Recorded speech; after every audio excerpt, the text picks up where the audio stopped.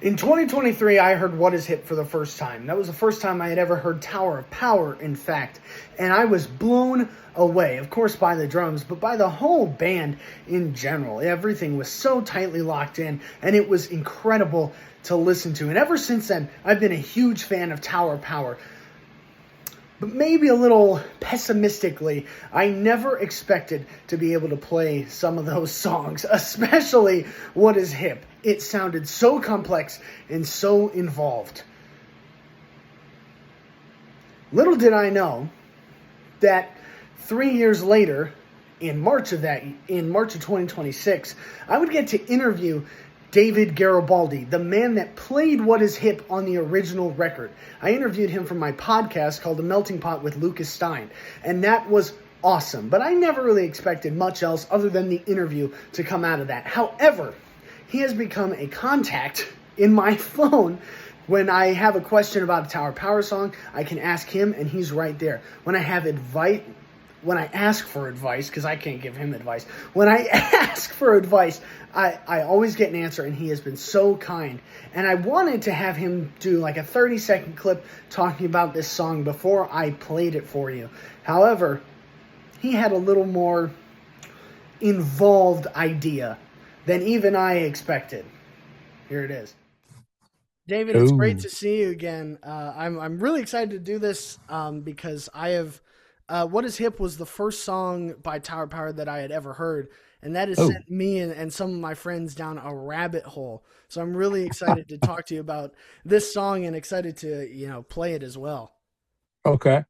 So you're going to perform this? What are you going to do? Yeah, I'm gonna record a video after the interview and put it together with this as well, and Oh, probably put it at the end. So I didn't want to do nice. it in front of you because I'd be way too nervous. Nah, don't worry about it. Everything's good, man. Yeah, Yeah, that's but great. I'm honored that you would even, do that. That's cool. This oh is yeah, great. I mean it was like this music and especially some of the other songs in here um, are songs that I just I listen and I'm just in awe for the most part. Like how does anyone ever play that? And then I spent 3 4 weeks on this one. I'm like, Hmm. wow, everything clicks. That's weird how it works. Yeah, well, you kind of dive into something and isolate segments, you Yeah, kind of go into the suck zone for, like for a period of time, right? And then yeah, all of a sudden you emerge with, like some new vocabulary and stuff. yeah. I found myself using some of these ghost note patterns, like some of the left hand patterns that you use. Just I'm not even thinking about it. It just happens. I'm like, hey, I know where that's from. It's been Well, a lot of fun. it's think of it as language, because when I was learning how to play and I was getting into all that stuff, I was listening a lot. There wasn't any video to watch or anything like that. So the only thing there was really to listen to records and repeated listenings of records. And if you got to see the person that you were listening to live, cool. If not, then you had to listen to the records. And so what I would do is I would go through, like, I was really into Bernard Purdy for a while there in the beginning years of Tower Power. And so I would take recordings of his and I would just listen to the hi-hat, try Mm, to pick out the hi-hat parts. And then I would do the same thing. I would listen to the snare drum, I would listen to all the ghosted notes and the accenting and all that stuff. Then I would listen to the kick drum, how that was all in there. And then I would listen to it, all of it, the whole thing. And what I saw was there was this layering effect that was happening. And so with this layering, it allowed me to put together like a concept. yeah. And um, when I saw Purdy play, actually, for the first time, I discovered that he was doing something completely different, and that what I was doing, I thought was okay. This is kind of cool. Let me keep doing. Let me keep doing this. So I built a concept. Ghost notes being part of it. I mean, there's a tradition of that. Like from the James Brown guys and all that. Earl Palmer from New Orleans. You know, um, other guys, Clyde Stubblefield, all the James Brown guys, they were doing all that stuff. So I just got into it and developed vocabulary based on those things. Yeah. So when this song was getting started, when you were recording this record, how did this song come about? Because I think I Well, there was saw. there was a song by Freddie King, a blues guitar player named Freddie King, called "Going Down." And "Going Down" had a bass line that was like, "What is hip?" Yeah.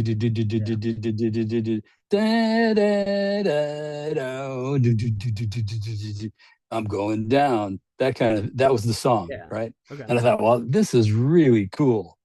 And so one day at rehearsal, I said, let's try this groove. Like I told Rocco, just play continuous like 16th notes. I sang it to him. And he kind of started doing it, and we played this groove.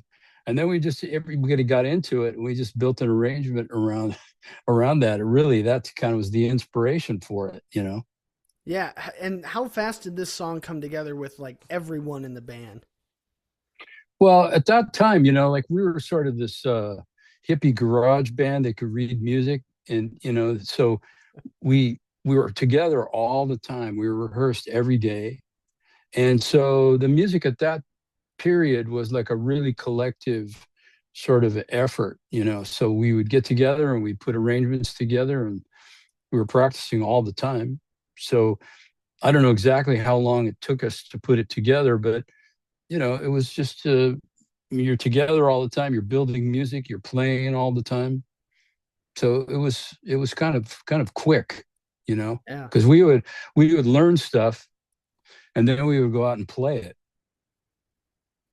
Right. We would perform it, and then we perform it for a while, and then get all the bugs worked out, kind of, and then record it. Yeah. Did you write this music down or was it just No, memorization basically? Yeah. the when I first started with Tower, this is the first record, the one called East Bay Grease. We were like a kind of like a hippie sort of jam band Yeah. at the time, and so we were just playing. I played the arrangements, what I knew about how to play the arrangements, that kind of stuff. And then as we started, playing more, there was a guy that we used to play shows opposite with. His name was Steve Bowman, and he was a really great drummer. And he was studying with a guy named Chuck Brown here in Oakland. And so he would tell me, man, you got to go study with this guy. He would really help you, man. And I'm thinking, listen, dude, I'm already like making money and, recording. I don't need this. And so, eventually he started to get even better, and I got nervous about it. And so, I realized that I needed to do this. And so I had been telling people that this was my life's work, but I wasn't really investing myself in it. And so I called up my friend, got the number of the teacher, and started studying. It changed everything. And then came after that period, what is hip and all of that sort of stuff. And I started just thinking more compositionally. And the first Warner Brothers album that we did was called Bump City, and that was really kind of like more organized in terms of like what I played during the songs, because I didn't want to repeat myself. Right. And so I started thinking about how I could play the songs differently. Then when we did the Tower Power album, which had What Is Hip and Soul Vaccination and some of those other songs on it, my thinking then became, what if I was to compose different grooves for each section of each song and not repeat myself in any other parts of the songs, or even any of the other songs? And so it made me have to think about vocabulary and how I was going to approach each individual thing, because those each individual grooves became parts of the composition. And so that really helped me to organize my playing and think in a more compositional way, because like funk music is kind of orchestrated, jazz is improvised music. And so we kind of like the band, we kind of combined those elements of the R&B composed, orchestrated stuff with more jazz, were loose and improvised. So I combined those two elements. Yeah. One of the first things that was evident, and you just talked about this, was there are 7 or 8 different grooves in this song, and they all correspond with a new section. Some build off the one that came before it. Some don't really have much to do with it. How did you change grooves and come up with new ones to make it all fit the one song? Just playing all the time.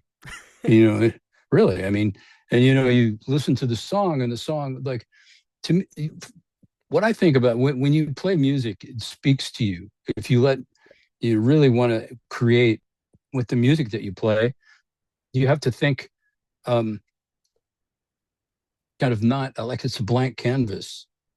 And so the music is going to tell you what it wants. Yeah. And so you can have your stock generic things that you plug into the songs. That's cool. You know, it helps you to learn. But really, if you want the music to be your own and you want it to be your art, then you have to, like, create. Yeah. And so that was my thinking, is I'm going to build stuff in these songs that would be different. Yeah. I wasn't restricted by having to play 2 and 4 on the snare or anything like that. Once I started doing that and the guys understood it, and I got everybody to count, you know, uh, that was like Emilio, the leader. He made everybody count because he dug what I was doing. And because I had suggested everybody, why don't you count? And of course, I said that, and there's like an inmate uprising here. The drummer is telling everybody to count, right? Yeah. And so Emilio dug it, what I was doing, and he made everybody count. He was the supreme leader. So as soon as we counted, everybody was counting and understanding the structure of the time. We owned our groove, Yeah. Yeah. And I and mean, then I could do anything. yeah, you guys are locked in because that's obviously before, you could just go on a computer and move, notes around and line them up Yeah, perfectly. You guys are locked in with each other, and it's awesome to listen to on a recording, let alone, a live performance. the trumpet players used to tell me that I was the lead trumpet player. That's awesome. I mean, that's a really interesting concept, because if you want the band to play really, really tight, you have to listen, of Yeah. course. And then if you really want it to be tight, you have to listen to the drums and the rhythms that are being played, and then line up all those rhythms. Yeah. And so that requires just, listening, accuracy, uh, aiming for parts of the beat that, have to be there all the time. It doesn't always have to be one. It could be a 16th note somewhere in the measure. Um, I used to do with sometimes guys would come into the band, and to help guys understand what was going on, I would say, well, let's just you and me play. And that's what we do. We do it with the horn players. I mean, say, listen to what this groove is, and then line up your parts with what I'm playing. And it really was amazing, like sectional, Yeah. Yeah. rehearsals, kind of, in a way. And, it really worked. There's some videos that we did for the Memphis Drum Shop with just drums and the horn section, explaining this and playing some of the songs without the rest of the band, just us and, the horns and the drums. And then you understand, you see the structure of how everything works and how tight it is and all that, and why it's that way, you know.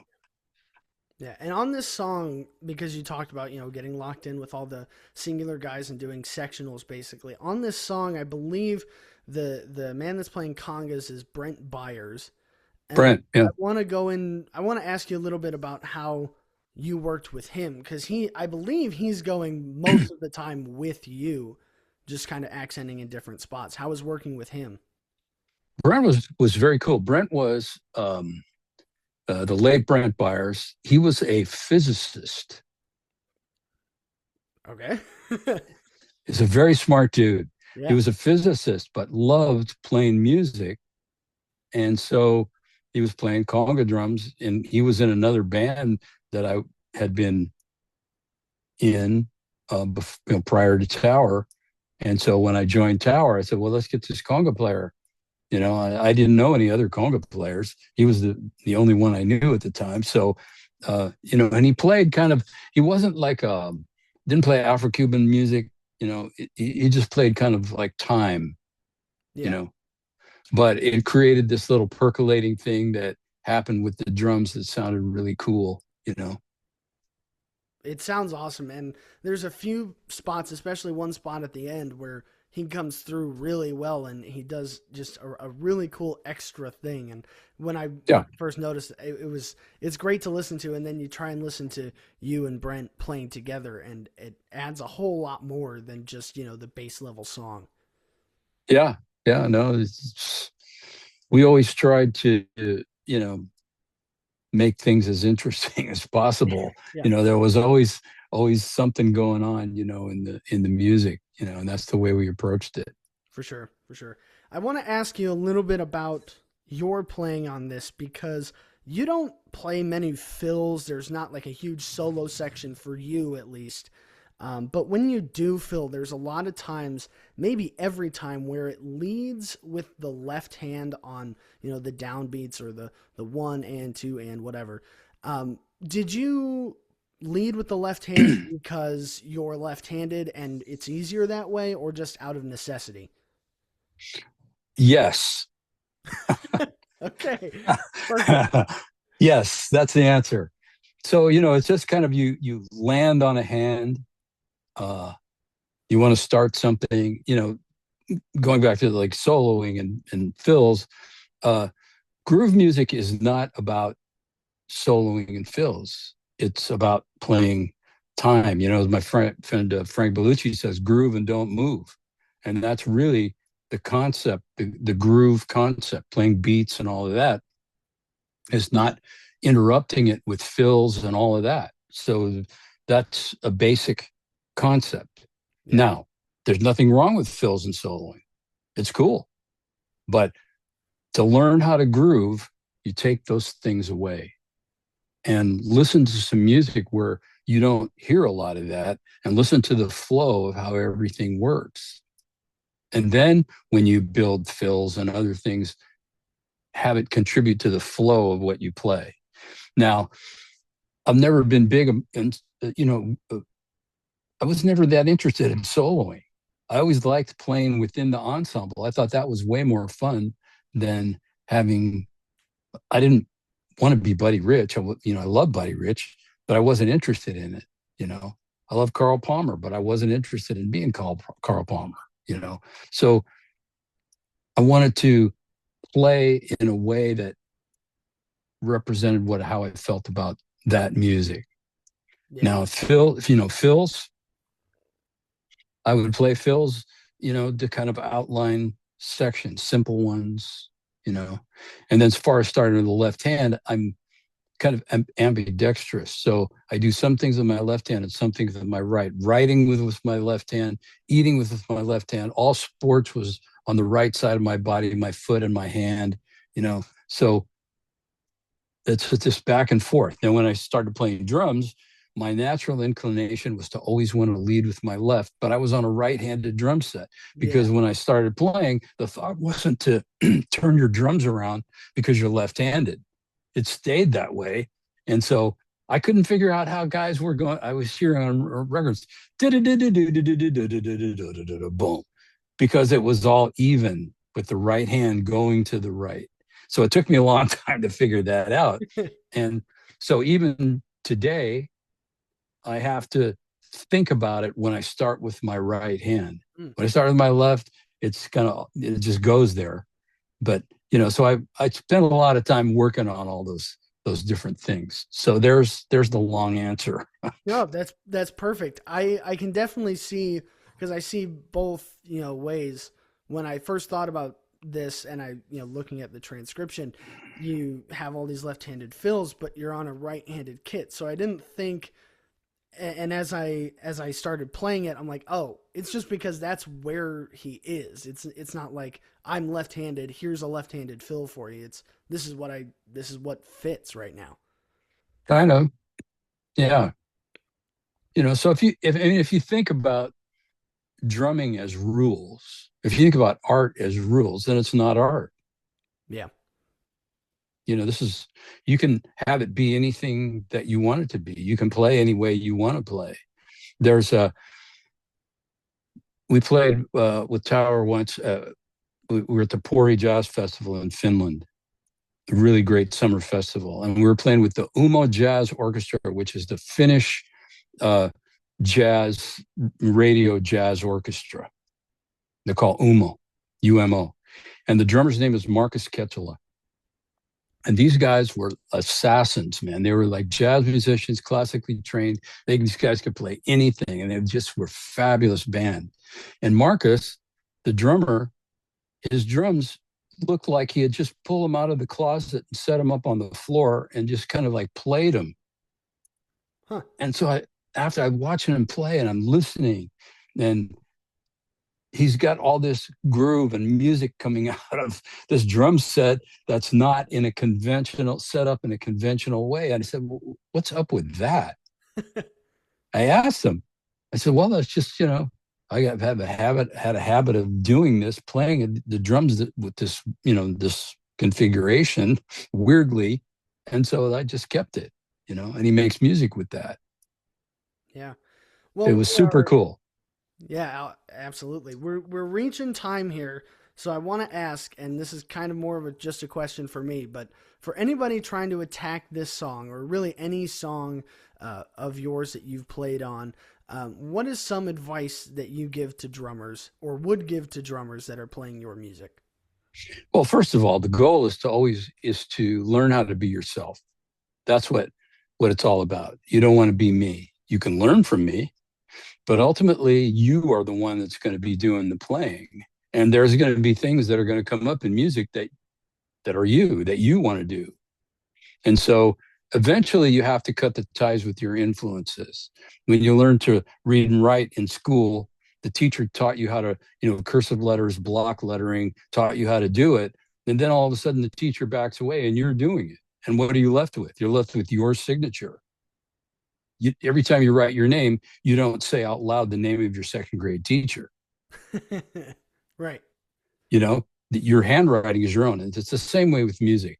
The way that you approach music is the way that you approach it.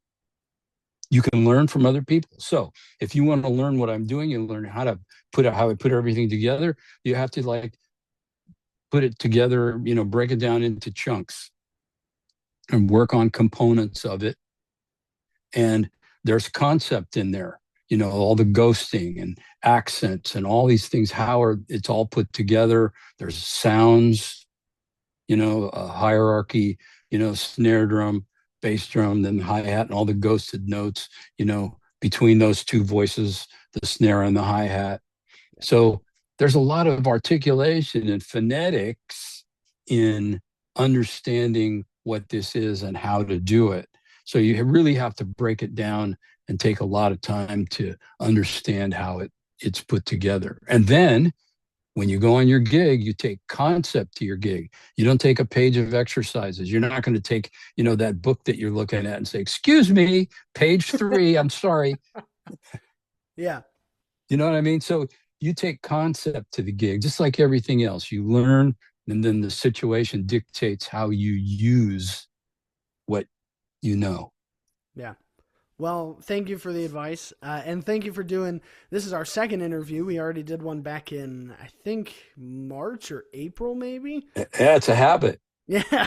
It's great to see you and actually talk to you face to face ish, opposite sides of the country. But thanks so much for doing this. And my pleasure. Again. My pleasure, brother. Have a good one. I want to hear what you did. Oh yeah, I'll be sure to show you.